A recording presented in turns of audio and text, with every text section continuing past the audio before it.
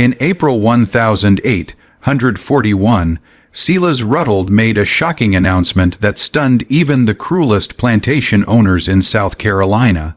He was placing his daughter, Catherine, a 28-year-old woman weighing over 260 pounds, under the complete control of an enslaved man named Ezekiel Crossnot as a nurse or companion, but as her owner in every way except legally. The white society of Colleton County was outraged, but they had no clue what Ruddle was really up to, or what Ezekiel Cross would do to Catherine in the months that followed. By November, Catherine's body had transformed in ways no one could explain. 13 men were dead, and Cypress Grove Plantation was reduced to ashes. What really happened between that enslaved man and the plantation owner's daughter? What did he do to her that terrified everyone who saw it? Before we dive into the disturbing truth, subscribe, hit the bell, and comment your state below. Now, let's go back to where it all started. Spring in Colleton County brought oppressive heat and humidity that made the air feel thick. The Cumay River flowed slowly through the lowlands, its dark water reflecting Spanish moss, hanging from live oak trees like funeral drapes. Rice fields stretched for miles, their flooded plots worked by hundreds of enslaved people wading knee-deep from dawn to dusk. This was wealth built on suffering, prosperity drawn from human misery, all justified by men who convinced themselves cruelty was just the natural order. Cypress Grove Plantation sat on 800 acres of decently productive land. Its owner, Silas Ruddle, wasn't quite among the county's elite, but desperately wanted to be. He owned 58 enslaved people, making him wealthy by most measures, but only mid-tier in local society. The truly powerful families owned thousands of acres and hundreds of slaves, summered in Charleston, and sent their kids to northern universities.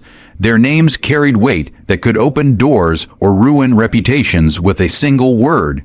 Silas had married Elizabeth Yancey in 1812, a marriage that brought modest land and a respected name. Elizabeth was practical, focused on profit margins more than social climbing. She died giving birth in 1813 to their daughter, Catherine. For 28 years, Silas raised Catherine alone while obsessing over breaking into the county's inner circles. He was tall and thin, the kind of man who forgot to eat when consumed by ambition. His prematurely gray hair gave him a stern look that matched his cold personality. In business, he was known as shrewd but honorable enough, striking hard deals but keeping his word. His daughter, Catherine, grew up isolated, taught by tutors, never quite fitting in anywhere. By 1841, at 28, she weighed nearly 260 pounds, her body swollen from years of medications prescribed by doctors who labeled her with hysteria and female nervous disorders. She had violent outbursts, screaming and throwing objects. The previous year, she attacked her father with a letter opener, leaving a scar on his left hand. Colleton County's white society whispered about her with fake sympathy. Poor Silas Ruddle, stuck with a crazy daughter. What a shame! She'd been such a pretty child. None of them knew the truth. Her madness wasn't madness at all, but a rational reaction to living among monsters. On April 7th, a letter arrived by private courier. Silas opened it in his study, expecting business papers. Instead, he found 3 pages on expensive paper, sealed with red wax bearing a symbol he recognized instantly, a scythe crossed with wheat stalks, the mark of the Brethren of the Harvest. The Brethren were 13 men who met in secret to perform rituals they believed strengthened the land through blood sacrifice, blending old European traditions with beliefs stolen from enslaved people who understood spirits and power. They believed the strong were meant to consume the weak, literally, when necessary. Silas had joined in 1822, attending about 40 gatherings over 19 years, participating in rituals ranging from disturbing to monstrous. The letter revealed he was in debt $12,000 from gambling losses and bad investments, an impossible sum, Repaying it would mean selling most of his land and all his slaves, destroying everything he'd built. But the letter offered an alternative, a show of loyalty. Silas would place Catherine under the complete control of an enslaved man for a full year, with total authority over her person, daily activities, and treatment. He'd announce this publicly at a gathering of the county's prominent families, framing it as an extreme medical measure for her condition. The humiliation would be total. In a society where white women were supposedly cherished above all, Silas would be declaring his daughter worth less than his property, but if he agreed, his debt would be erased, and the brethren would provide financial support to restore his status. Silas sat in his study for hours that night, weighing his options. Bankruptcy would ruin him completely. The brethren had ties to every judge, lawyer, and politician in the region. They could make him disappear if he became a problem. Or he could sacrifice his daughter's dignity to keep his position, a choice society had groomed him to make: property over people, power over morality. He wrote his acceptance by candlelight and sent it before dawn. 3 days later, another letter arrived with a name and brief history. Ezekiel Cross, age 33, recently purchased through an intermediary from a Virginia plantation.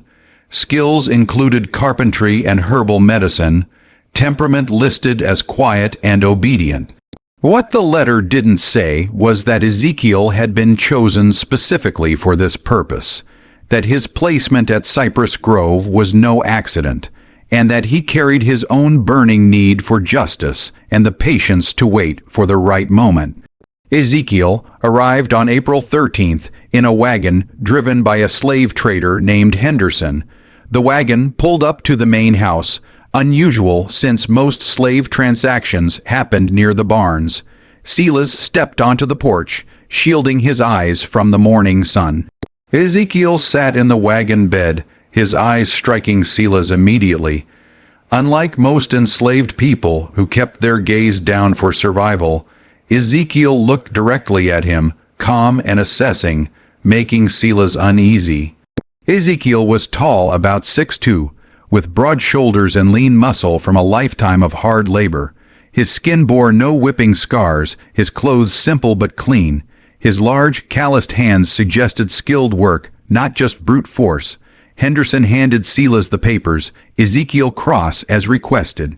Previous owner said he's quiet but capable. Your associates want you to know this one was carefully selected. Silas barely glanced at the documents and addressed Ezekiel directly. You understand why you're here? Yes, sir. Ezekiel replied, his deep voice steady with a slight Virginia accent. My daughter is unwell. You'll be responsible for her care. Doctors have failed. You claim knowledge of herbal treatments. My grandmother was a healer, sir. She taught me before I was sold. The transaction was quick. Ezekiel was shown to a small cabin near the main house, separate from other slave quarters, given basic supplies, and told his duties would begin the next day. His sole responsibility was Catherine's care, with severe consequences for failure. Ezekiel nodded, saying, yes, sir, when required, then was left alone. For the first time since arriving, his expression shifted, jaw unclenched, shoulders relaxed. He sat on the bed, pulled a small cloth bundle from his shirt, and unwrapped a worn piece of paper with 3 names in a child's shaky handwriting: Sarah, Benjamin, Ruth. His wife, son, and daughter sold away 3 years ago to an Alabama plantation known for working slaves to death. They died within 18 months, Sarah from untreated fever, Benjamin from a septic injury, Ruth from giving up at 6 years old, refusing to eat after her family was torn apart. Silas Ruddled had sold them, not for money or because they'd done wrong, but to prove to the brethren he could make cold, hard decisions. Ezekiel had spent 2 years working his way south, deliberately sold from plantation to plantation, gathering information. He learned about the brethren through whispers, their rituals, their members, their belief in being above consequences. When the chance came to be sold to Ruddled, Ezekiel knew it was his opportunity to access Ruddled's house, secrets, and vulnerabilities. Sometimes justice came not from courts, laws, but from patience, planning, and becoming as monstrous as necessary. He tucked the paper away, lay back, and began plotting.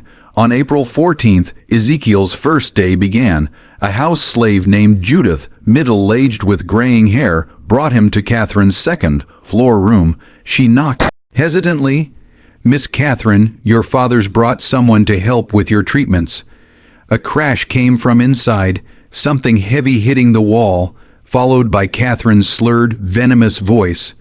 "I don't want more treatments. Send him away." Judith looked at Ezekiel with sympathy. "She has bad days." "This is one." Ezekiel opened the door, stepped inside, and closed it before Judith could follow. The room was large but dark, with heavy curtains drawn. It smelled of unwashed bedding and the sweet rot of mercury.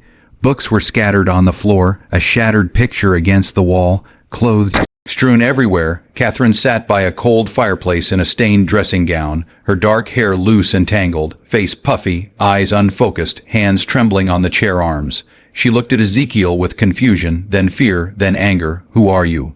"I said no more doctors." "I'm not a doctor, miss. My name's Ezekiel. Your father asked me to help you." "Help?" She laughed harshly. "That's what they all say. Help, treatment, medicine. They mean poison, chains, silence." She stood swaying. "I know what this is.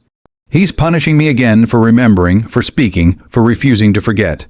Ezekiel stayed still, non-threatening. "What are you supposed to forget?" The question caught her off guard, her anger flickering to vulnerability. "You don't know." "I know nothing, miss. Only that your father says you're unwell." Catherine studied him, as if seeing him for the first time. "You're not from here. Virginia originally, miss. Do you know what happens in this house? What they do in the basement?"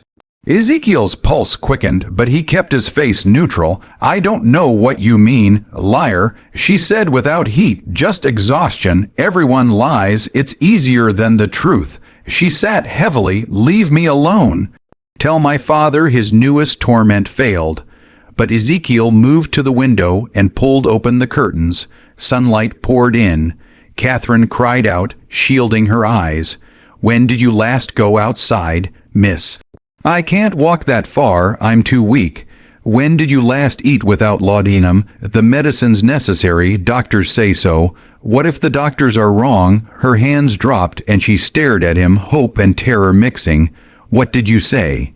Ezekiel turned from the window, playing his first card. "What if the doctors are wrong? What if everything you've been told about your condition is designed to keep you controllable, not help you? What if your father's been poisoning you for years to ensure you never get well enough to talk about what you saw?" Silence. Catherine's eyes widened, her trembling hands stilled. For 30 seconds, she just sat, mind racing. When she spoke, her voice was clearer. "He told you." "Your father told me nothing, miss, but I have eyes. I know mercury poisoning, long-term laudanum use. Healthy women don't become like this unless someone's working hard to make it happen." "Why would you say this?" Suspicion crept back. "This is a trick. You're testing me." "I'm telling you I can help you get truly well, clear-minded, strong enough to leave this room, but it won't be easy.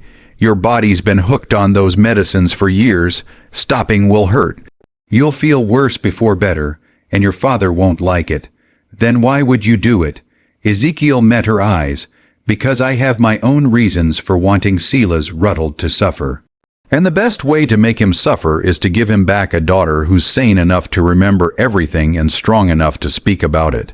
The truth was dangerous to say so plainly, but Catherine wasn't stupid. She'd see through manipulation. A genuine shared cause, though, she might believe. "You want revenge on my father?" "Yes, miss."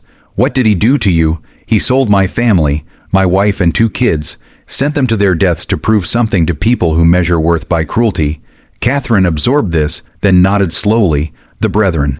"He sold them for the brethren." "Not a question. The brethren, miss. You don't know." She laughed, something manic in it. "You'll learn. Everyone does eventually." She leaned forward. "If I agree, if I let you help me, what happens then?" "You get well, miss, and when you are, we decide what to do next. I have my revenge to plan. You have yours. Maybe they line up." Catherine studied him closely. Finally, she spoke. I want them all dead. My father, Judge Pelham, Reverend Crenshaw, all of them, every man who stood in that basement. I want them to suffer first, to know it's coming, to beg. Then I want them dead. The venom was shocking, not for its intensity, but because it came from someone dismissed as mad and harmless. This wasn't madness. It was rage honed by years of suppression. Ezekiel nodded. Then we have an understanding, Miss Catherine. If we're conspirators, use my name. I can't, miss, not where anyone might hear. We have to be careful. Then know something, Ezekiel. Her eyes glittered dangerously. I've killed before. 3 house slaves who might have told my father about my lucid moments. I can't remember exactly how, the laudanum blurs everything, but I know I did it. They disappeared. Their families were told they ran away. She smiled grimly. So if you plan to betray me, to use me, then discard me. No, I'm not a victim. I'm something worse. A chill ran down Ezekiel's spine. He'd expected an ally, not someone whose capacity for violence might outstrip his own, but he stayed steady. I believe you, miss, and I won't betray you. Good. Catherine stood, steadier now. Then let's begin. But I have one condition. When this is over, when we've had our revenge, I want to die. I don't want to live with what I've seen and done. You'll help me with that too. Ezekiel hadn't expected that, but he was committed. Agreed. Then we have a deal. Catherine extended her hand. After a moment, Ezekiel shook it, her grip stronger than expected. Over the next week, Ezekiel began Catherine's treatment, gradually reducing her laudanum and replacing it with herbal remedies, valerian root for anxiety and sleep, chamomile for digestion, milk thistle to help her liver process toxins.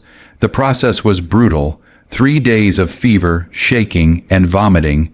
Ezekiel stayed with her, holding a basin, wiping her face with cool cloths, speaking softly to remind her she wasn't alone. When the worst passed, she was weak but clearer than she'd been in years. Her tremors lessened, her speech sharpened, and she could focus on reading. Then the real work started. Ezekiel had her walk short distances, room to hallway and back, exhausting her at first, but he pushed her daily. He adjusted her diet to lean meats and vegetables, cutting heavy pastries and limiting portions, though she resisted, having used food for comfort for years. As her physical recovery progressed, they talked. Catherine described what she saw in the basement at 12, details that turned Ezekiel's stomach. She spoke of years of gaslighting, her father convincing everyone, including her, that she was mad, that her memories were invented. She revealed a hidden journal documenting her father's late night departures, strange visitors, and impossible sounds from below. Ezekiel shared stories of his family, Sarah, who sang while working and taught their kids to read despite the risk, Benjamin, who amazed overseers with his math at 8, Ruth, who loved flowers and picked wild blooms to brighten their cabin. He told her how Silas came to their Virginia plantation, inspected them like livestock, agreed to buy all 3, then split the family at the last moment for no reason but to show he could. He smiled when he did it. Ezekiel said quietly, "That's what I remember most. My son crying, holding my leg, begging, my wife trying to be strong, telling Benjamin to be brave, and your father smiled like their pain pleased him." Catherine listened, her eyes newly clear. "I'm sorry. I know sorry's just a word, but I'm sorry you suffered because of what my father is. You're not responsible for what he does, miss. No, but I'm responsible for what I do next. And I promise you, Ezekiel, he'll pay for what he took from you." They all will. The formal announcement was set for April 29th. 41 people gathered in Cypress Grove's dining room for what invitations called an important family announcement. The county's elite arrived in carriages, Judge Pelham with his wife Eleanor, Reverend Crenshaw with his daughter, Marcus Fanning and his family, Benjamin Layall from the bank. The meal was lavish. Oysters, roasted duck, rice dishes, sweet potatoes, fresh bread, a towering cake.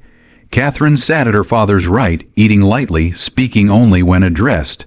Ezekiel served alongside other house slaves, moving silently, refilling glasses, clearing plates, listening to every word, watching every interaction. After dessert, Silas stood and tapped his glass. "Friends, thank you for joining us. As you know, Catherine's been unwell for years. We've tried every treatment. Doctors from Charleston, a specialist from Philadelphia. Nothing worked until recently. He gestured to Ezekiel. 2 weeks ago, I brought in Ezekiel, who knows herbal medicine. As you can see, Catherine's much improved. Clearer, calmer, more herself than in years. Polite murmurs followed. Catherine kept her face neutral, though Ezekiel saw her gripping her napkin tightly under the table. This improvement, Silas continued, has led to a difficult decision. Catherine needs ongoing care beyond what our household can provide. After much thought, I've decided Ezekiel will take full responsibility for her welfare, with complete authority over her treatment, daily activities, and living arrangements, effective immediately. The murmurs turned confused. Guests exchanged glances. Mrs. Pelham looked shocked. Marcus Fanning spoke up. Silas, I don't understand. You're placing your daughter under a slave's care permanently. I'm placing her with someone who succeeded where others failed. Her health matters more than social norms. Reverend Crenshaw interjected cautiously, but surely there are other options. A companion, a nurse, someone more appropriate. Silas's expression hardened. I've made my decision. Catherine agrees, don't you, daughter? All eyes turned to her. This was her chance to refuse, to expose everything. Instead, she smiled slightly, controlled. I trust my father's judgment. Ezekiel's been kind, and his treatments help. I'm content with this arrangement. Perfectly delivered, but Ezekiel saw her white, knuckled grip, the flash in her eyes promising violence. She was playing the obedient daughter, but inside she was screaming. The evening dragged on in awkward conversation. Some guests left early, others stayed to question Silas privately. Ezekiel caught fragments. Are you sure this is wise? What will people say? The brethren won't approve of this going public. That last came from Judge Pelham, spoken low near the study. Silas's reply was too quiet to hear, but it made Pelham nod and clap his shoulder. By midnight, all guests were gone. Catherine retired to her room, Silas to his study. Ezekiel helped clean up, then knocked softly on Catherine's door. Come in. She sat by the window in her dinner dress, staring at the dark grounds. It's done then. I'm officially your responsibility. Property of property. How absurd. How are you feeling, miss? I want to burn this house down with everyone in it. But we must be patient, right? Yes, miss. I agreed because I want them to feel secure. To think this is just your father's oddity, to forget about me while we work. She turned to him. Did you see their faces? The disgust, the pity. They think I'm pathetic. They have no idea what we're planning. And what exactly are we planning, miss? Catherine opened a dresser drawer and pulled out a wooden box filled with papers in her handwriting. I've been documenting everything I remember for years. Dates, names, ritual descriptions, coded to look like nonsense if found.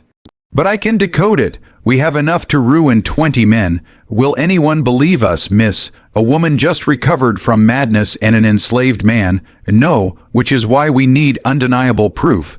She pulled out one page. I know where they keep their records. The brethren keeps a ledger of all activities. Every ritual, every sacrifice, every member's involvement. It ensures everyone's equally guilty.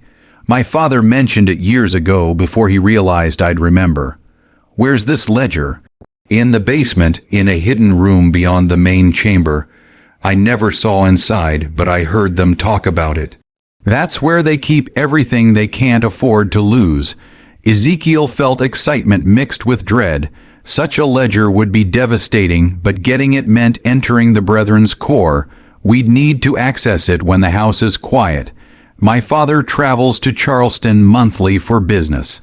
The next trip is May 14th. He'll be gone 3 days. That gives us 2 weeks to prepare. We need the basement's layout, every room, every hiding place. I can help. I've been thinking about this for 16 years. I know exactly what needs to happen. They spent an hour whispering details. Catherine sketched the basement layout from memory. Ezekiel asked about guards, keys, slave schedules. By nearly 2 a.m., he left for his cabin, mind racing. He was fully committed to a conspiracy with a brilliant, damaged, frightening woman. He looked at his family's names by candlelight. I'm doing this for you, Sarah. Benjamin, Ruth, for every person who suffered because men like Silas Ruddled think power gives them the right to destroy lives. He blew out the candle and lay in darkness, listening to the house settle. Somewhere below, in a basement he'd never seen, were secrets that could tear apart South Carolina's most powerful families. In 2 weeks, he'd go down to find them. The 2 weeks passed quietly. Catherine kept improving, losing weight, her mind staying sharp, walking farther each day. She translated her coded journals for Ezekiel, revealing chilling details about the Brethren, a network across the South: Charleston, Savannah, New Orleans, Richmond. Different names, same structure, wealthy men believing their power came from ancient practices of dominance and sacrifice. They think they're continuing traditions thousands of years old. Catherine explained one afternoon. European mystery cults mixed with things stolen from enslaved people, twisted into something monstrous to justify atrocities. And the sacrifices, and not always human, sometimes animals, but other times people who won't be missed. Slaves with no family, poor whites wandering onto their land. Once I heard my father mention a child, but I don't know if that was literal. Where do the bodies go? Swamps on every plantation. Bodies go in, never found. Alligators handle the rest. And this ledger documents it all. Every ritual for 40 years. Names, dates, descriptions. They keep it for mutual complicity. Everyone's equally guilty, so no one can expose the others without ruining themselves. On May 14th, Silas left for Charleston early, taking his carriage and manservant, expected back the evening of May 16th. They waited until nightfall. By 10 p.m., the house was silent. They met in Catherine's room. She wore simple dark clothes for movement, hair pulled back tightly, looking ready for battle. "Are you sure, miss?" "I've never been more sure." "Let's go." The basement entrance was in the kitchen behind the pantry, a door disguised as paneling that clicked open when pressed. The smell hit instantly. Damp earth, old smoke, something rotten. Catherine noticed Ezekiel's reaction. "You get used to it." "I wish I could say you stop smelling it, but that'd be a lie." They descended narrow, creaking stairs with Ezekiel's shuttered lantern giving minimal light. The basement was larger than expected, about 30 feet square, with low ceilings, packed earth floor, and stone walls weeping moisture. At the center was what Catherine called the altar, a heavy wooden table with dark stains and carved grooves telling their own story. Candle holders, sealed clay jars, wooden boxes, and a rack of black robes with crimson trim lined the room. Shelves held books and papers. Catherine moved confidently, leading Ezekiel to a far wall where she pressed a stone, triggering a click. A section swung inward, revealing a smaller 10-foot square chamber. The ledger sat on a wooden stand in the center, massive 2 feet tall, 18 inches wide, bound in dark leather with metal clasps. Smaller journals sat beside it. Shelves held jars Ezekiel avoided examining. "There," Catherine whispered, pointing. "That's what we need." Ezekiel opened the ledger carefully. Thick parchment pages held meticulous handwriting. Names, dates, rituals from 1800. The descriptions were clinical, like scientific logs, not atrocities. Each entry deepened his horror. The Brethren's violence was systematic, rituals every 6 weeks, tied to agricultural cycles, believing blood fed the land. They'd killed at least 37 people, mostly enslaved, but also poor whites and indigenous people, anyone vulnerable. Notes detailed consumption, pieces of victims prepared and eaten in ritualistic meals to transfer power. "Dear God," Ezekiel whispered, "this is worse than I imagined." "I try to tell you," Catherine said flatly. "I watched them at 12, cutting pieces from a woman on that altar. I watched my father raise a goblet and drink. Then I spent 16 years being told I was insane, that I imagined it all, but I knew." Ezekiel found entries about his family in October 1838, purchased family unit from Virginia. Woman, Sarah. Children, Benjamin and Ruth. Separated from male to demonstrate resolve. Sent to Alabama, contact Payment received, 3 lines for his family's destruction. We need to take this, he said, voice tight with rage. No, Catherine said, touching his arm. If we take it now, they'll know immediately. We need to copy the key entries first. She was right. Revenge required patience. They worked for 3 hours, Catherine copying ritual details naming current members, Ezekiel listing victims' names and dates. The content was grueling as Ezekiel's hands shook, and Catherine once left the chamber. Overcome by memories, they built their case page by page. They didn't hear footsteps on the stairs. The first sign of trouble was a flare of lantern light in the outer chamber, brighter than their lamp. Ezekiel looked up, blood freezing. Silas Ruddled stood in the doorway with 2 men, 4 more figures in the main basement. I must admit, Silas said calmly, I'm impressed. I didn't think you'd find the inner chamber. Catherine stood, placing herself between Ezekiel and her father. You were supposed to be in Charleston. I was, but I never trusted your sudden recovery. I left this morning, returned this afternoon, and watched the house all evening, waiting to see what you'd do. You've been poisoning me for 16 years, Catherine said steadily, and you expect me to just accept that? I expect you to understand it was necessary. You saw something as a child you couldn't comprehend. I couldn't let you destroy everything. I was 12 and watched you murder a woman and eat her flesh. That wasn't fear, Father. That was a reasonable response to evil. Evil. Such a simple word. Silas stepped closer, eyes shifting between them. And you using my daughter to get to me, filling her head with revenge. Ezekiel stayed silent, calculating odds, 7 men against 1, with Catherine unfit to fight. Silas seemed to read his thoughts.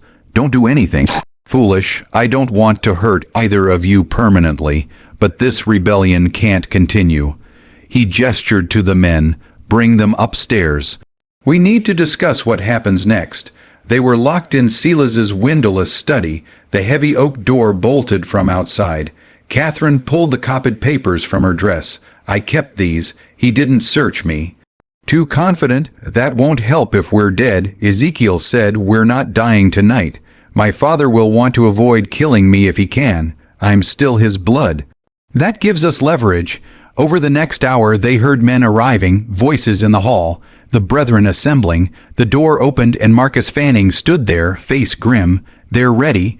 Come peacefully and you won't be harmed. They were led back to the basement, now transformed. All 13 brethren members in ritual robes, candles burning, the altar draped in crimson cloth, 12 chairs in a circle, all occupied except Silas's. Ezekiel and Catherine stood in the center, facing Silas. He removed his hood. Brothers of the harvest, thank you for coming on short notice. We face a crisis. My daughter and her associate found our inner chamber, saw the ledger, and were copying entries when I interrupted. Judge Pelham spoke. Then they must be silenced permanently. It's not complicated. I disagree, Silas said, raising a hand. My daughter is blood. I can't just dispose of her without exploring options, and the man offers an opportunity. What opportunity? Reverend Crenshaw asked, to test something I've long believed. A person can be drawn into our work through their own actions if framed right. Silas turned to Ezekiel. You want revenge on me for what I did to your family. I understand, but what if I offered you a different kind of revenge, a more meaningful one? I don't understand. Ezekiel said cautiously, I'm offering you membership, not as an equal, as the brethren doesn't accept men of color fully, but as an associate. You'd attend our gatherings, participate in rituals, and in exchange, I'd give you what you want most. My family's dead. You can't give me what I want. No, but I can give you revenge against the man who killed them, the Alabama plantation owner, Edward Gaines. He's not brethren, has no protection from us. Join us, prove your loyalty, and I'll give you resources to destroy him. Money, information, whatever you need to make him suffer. The offer was obscene. Join the men who destroyed his family to get revenge on another monster, and if I refuse, you and Catherine die tonight. Your bodies go into the swamp. No one will know. The papers Catherine copied will be burned, her journals destroyed. Everything continues as always. Silas spread his hands. But if you accept, you live. Catherine lives. You get your revenge. All it costs is your soul.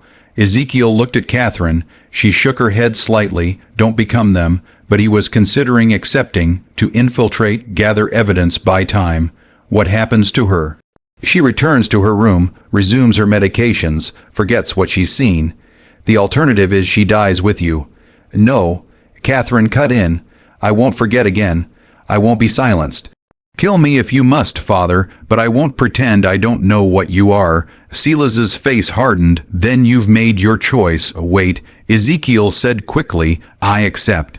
But on one condition. Catherine goes free. Not back to her room, free to leave this house, South Carolina, with money to start over. If you do that, I'll join you. Several brethren shook their heads, but Judge Pelham spoke. The boy's got a point. The girl's already broken. Even if she talks, who'd believe her? But a man willing to join us, to be complicit, that's valuable. It proves our power reaches even those who hate us. Silas considered, then nodded. Very well. Catherine will be sent north to Philadelphia with associates, given a new identity and money to live on. But she can never return to South Carolina or contact anyone from her old life. She'll be dead to everyone here. Agreed. Ezekiel said. Catherine stared at him. No, I won't leave you two. Agreed. Ezekiel cut her off, catching her eye, signaling trust. She left the next morning in a closed carriage at dawn. Ezekiel watched from his cabin window as it rolled away, not allowed to say goodbye. But as she was escorted to her room the previous night, her look told him she understood. He hadn't surrendered. This was strategy. The next 3 weeks were the longest of Ezekiel's life. Under constant watch by 2 overseers, he couldn't leave the plantation grounds and was given pointless tasks to fill time, but he had access to the main house, Silas's study, and the basement, where the next gathering would occur. They were testing him, watching for escape or sabotage. Ezekiel played the defeated man who'd chosen survival. Quiet, obedient, unquestioning. But he observed everything: house routines, trustworthy slaves, cruel overseers, frequent brethren visitors. He built a mental map, searching for weaknesses. At night, he thought about the initiation, knowing they'd demand something horrific to make him complicit. He wrestled with how far he'd go, what lines he wouldn't cross, whether any act was too terrible for justice. He had no good answers. On June 2nd, the night before his initiation, Silas visited Ezekiel's cabin after midnight. May I come in? Ezekiel stepped aside. Silas looked around the sparse room. Tomorrow you'll become one of us, not fully, but enough. I want you to understand what that means. I understand what I agreed to. Do you? The Brethrens existed for 43 years without a single exposure. No one's broken our silence. Know why? Everyone's equally guilty, and we take care of each other. Join us, and doors open. Business opportunities, legal problems vanish, enemies face trouble. We're a network of power across the South. As an associate, you'll have resources you can't imagine. And in exchange, I help you murder people. Silas didn't flinch. You help maintain the natural order, strong over weak, powerful over powerless. That's how the world works. We just admit it and use it. You killed my family to prove your commitment to that order. I did, and I'd do it again. Sentiment is weakness. Love is weakness.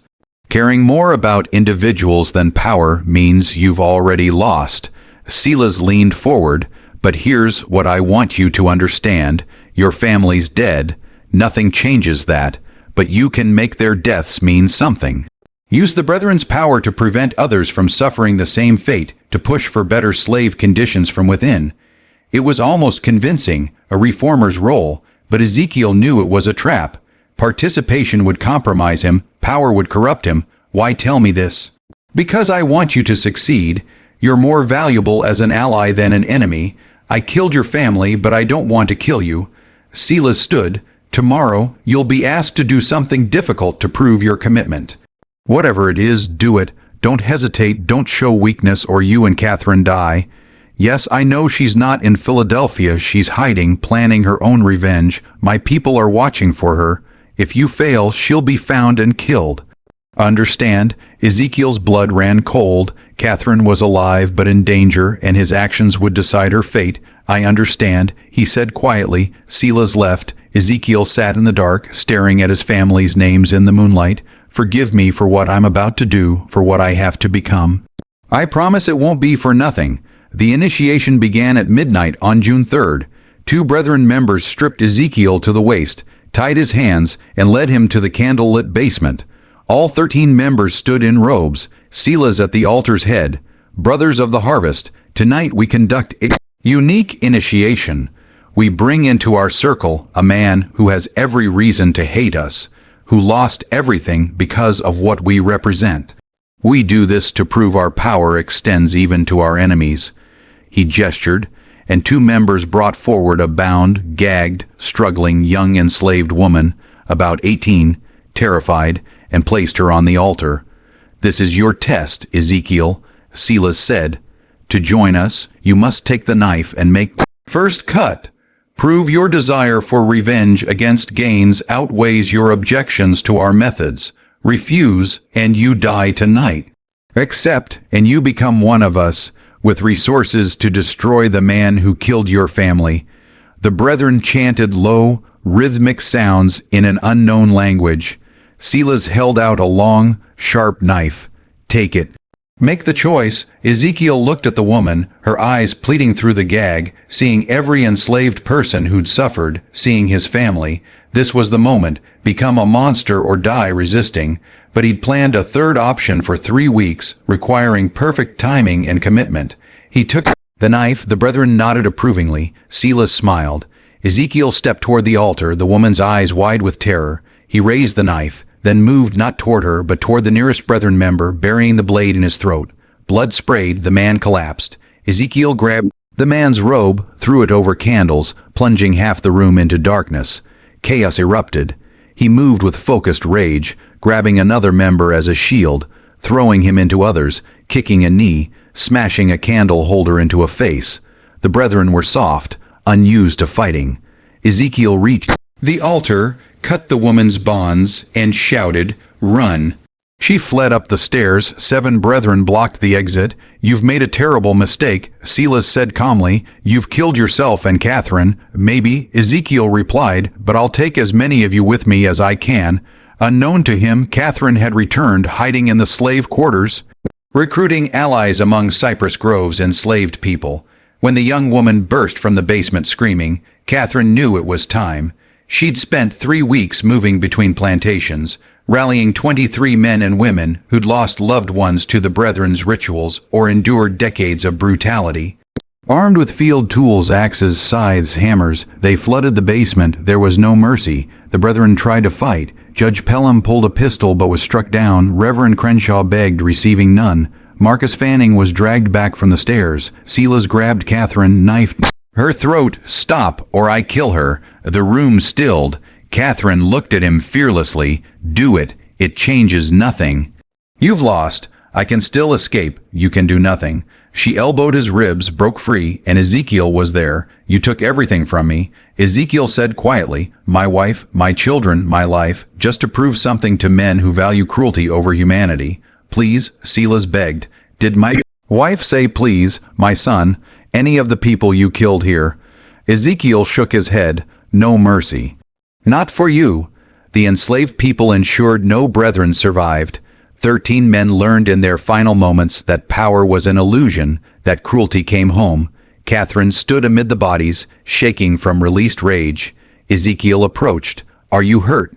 "No, you, minor cuts." He looked at the carnage. "What now?" "Now we burn it all, the basement, the ledger, the evidence. We destroy every trace. But that evidence could prove what they did. Justice." Catherine laughed bitterly. "This is justice, the only kind we'd get. If we take the ledger to authorities, we're hunted down. The Brethren's other chapters come for us. This ends only if everyone thinks Cypress Grove's chapter died in an accident." She was right. They spent 2 hours preparing, pouring oil, stacking wood, arranging bodies to look accidental. The enslaved allies left before dawn, silent, knowing nothing. Ezekiel tore out the ledger pages about his family, tucking them away for them so they're not forgotten. Catherine nodded, then lit the oil, soaked wood, Flames caught fast, engulfing the basement. They fled to the yard, watching Cypress Grove burn. As sunrise lit the ruins, Catherine asked, "What will you do now?" "Go north, use the chaos to disappear, maybe build a network to help others escape. And you, north too, with money I've been stealing from my father's accounts. But I won't forget. I'll document everything, coded, hidden, to be found decades later when it can't hurt us. They'll discredit it, then I'll hide it well. The truth finds a way." They parted. Catherine north to Charleston, then Philadelphia, Ezekiel west to the frontier. They never met again. The official story held, a tragic fire killed Silas Ruttold and 12 prominent men discussing business. Catherine was reported dead in her room. No one questioned it. The enslaved participants scattered, silent. Years later, Cypress Grove's ruins were demolished, the land sold. Whispers persisted in slave quarters about the night justice came. In 1863, Union troops found tunnels, bones, and ritual markings but moved on. In 1971, a coded journal was found in a wall detailing everything, but it vanished, destroyed, stolen, or hidden. 13 men died in 1841. Catherine disappeared. Ezekiel was reportedly sold to Alabama with no record. Stories of a network aiding escapes, led by a man who faced monsters and won, lingered. Truth lived in those stories. In memory, in refusing to forget. What do you think of this story? Was everything revealed? Does that journal still exist, waiting to be found? Comment below. If you enjoyed this dark historical mystery, subscribe to Liturgy of Fear, hit the notification bell, and share with someone who loves you. Mysteries blending history and horror. These stories must be remembered. These voices must be heard. See you in the next video.